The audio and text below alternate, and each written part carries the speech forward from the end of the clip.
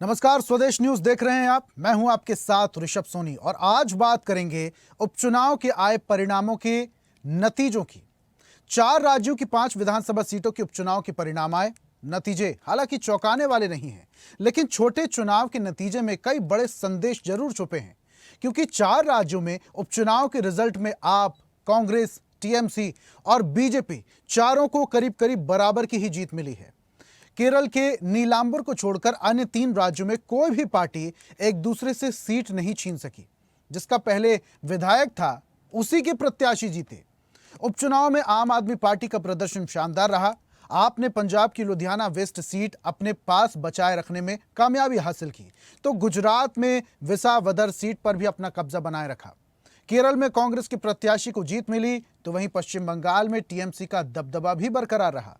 BJP को गुजरात की एक सीट पर जीत मिली, तो एक सीट पर हार का सामना करना पड़ा। लेकिन जिस तरह से नतीजे 4 राज्यों की 5 विधानसभा सीटों पर आए हैं, वो कई मायनों में खास हैं।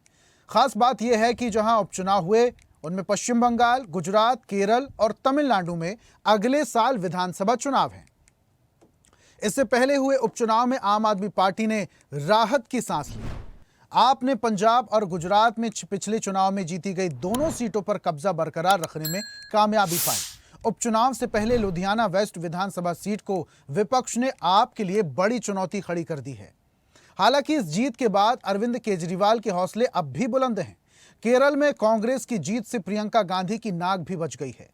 ममता के गढ़ में भाजपा टीएमसी के लिए चुनौती नहीं बन पाई, लेकिन पंजाब के लुधियाना पश्चिम सीट के साथ ही गुजरात में जिस तरह से आप और यानी कि आम आदमी पार्टी ने अपना वर्चस्व कायम रखा, वो भाजपा के लिए जरूर सबक है।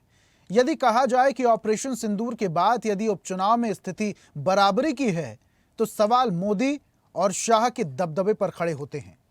ऐसे में बात आने वाले विधानसभा चुनाव को लेकर भी है। जिन राज्यों में अगले साल विधानसभा चुनाव हैं, वहां जनता का रुझान क्या होगा?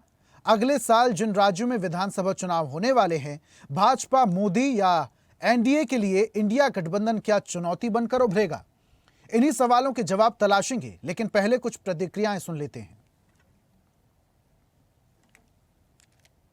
जितने मार्जिन से हम लोग ये दोनों सीटें जीते थे 2022 में, आज उससे डबल मार्जिन से, लगभग डबल मार्जिन से ये दोनों सीटें हम लोग जीते हैं।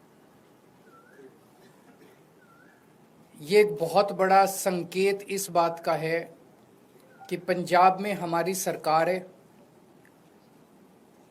इसका मतलब पंजाब के अंदर लोग हमारी सरकार के काम से बहुत खुश हैं। पंजाब में उस टाइम 117 में से 92 सीट आई थी। कहा गया था कि एक आंधी थी आम आदमी पार्टी की।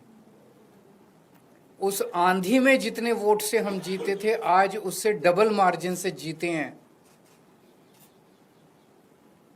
कई लोग ये कह रहे हैं कि ये सेमीफाइनल है 2027 का, तो हम सोच सकते हैं कि अगर ये सेमीफाइनल है 2027 का और 2022 आंधी थी, तो 2027 तो तूफान आने वाला है। हम सोच सकते हैं कि जनता आम आदमी पार्टी के काम से कितनी खुश है। और लुधियाना वेस्ट के इस चुनाव ने एक तरह से जनता के मूड को दर्शाया है। एक तरह से पंजाब की जनता ने मोहर लगाई है आम आदमी पार्टी के कामों पे। मैं जीत पे प्रजा की जीत बताता हूँ, मतदारों की जीत बताता हूँ।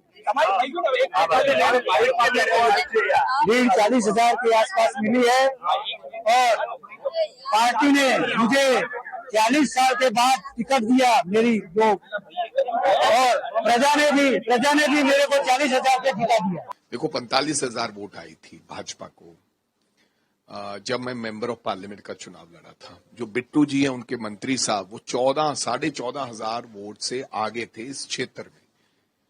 आज उनको उतनी वोट ही नहीं पड़ी। आप देख लो 45,000 से जाके कितना गिरे, कितने परसेंटेज वोट का गिरावट भाजपा के अंदर आई है।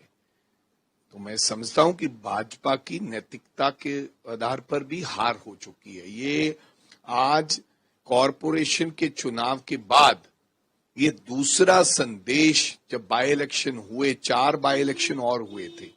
गिदड़मा में हुआ था, मनप्रीत बादल लड़े तो मात्र 10,000 वोट पड़े बीजेपी को। डेरा बाबा नानक में 5,000 के लगभग मात्र वोट पड़े बीजेपी को। यहां पर भी बरनाला के अंदर भी किसी प्रकार का कोई मेरे को लगता वोट शेयर बीजेपी के पास नहीं था। और आज पंजाब के लोगों ने मोहर लगा दी है कि बीजेपी की एक्सेप्टेबिलिटी पंजाब के अंदर बिल्कुल। और ऐसी ही ताजा खबरों के लिए लाइक, फॉलो और यूट्यूब पर सब्सक्राइब कर बेल आइकन जरूर दबाइए और हर अपडेट के लिए विजिट कीजिए स्वदेशलाइव.com।